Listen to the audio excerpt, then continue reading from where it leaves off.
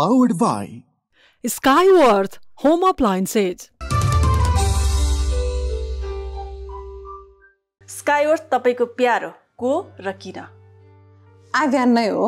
अब आफ्नो सन्तान किन प्यारोको त जवाब दिइरहनु नपर्ला। अब ऊ सानै छ, भर्खर 4 वर्ष लाग्यो है, अस्ति त्यही भदौ 23 गते उसको जन्मदिन थियो। र अब सानो अनि बच्चाहरू कस्तो प्यारो हुन्छन् के सानोमा, अब अलि पछि हुन थालेपछि अब मुखमुखी लाग्ने यस्तो केही हुन्छन् होला है। सकेसम्म त्यस्तो संस्कार चाहिँ दिएका छैनौँ।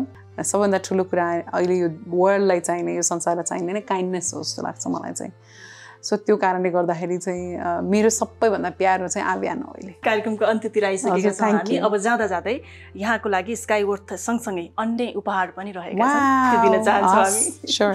स्काईवर्थको तर्फबाट रहेको छ यो गिफ्ट ह्याम्पर। म त टिभी नै आउँछ कि भन्नु थिएँ। टिभी यहाँले बोकेर लान सक्ने हुनुभयो, टिभी नै हुन्थ्यो। अब हाम्रो स्काईवर्थको टिमले बुझिरहनु भएको छ नि, नेक्स्ट टाइम रिचार्ज आउँदाखेरि टिभी। स्काईवर्थको के छ यहाँलाई थाहा छ?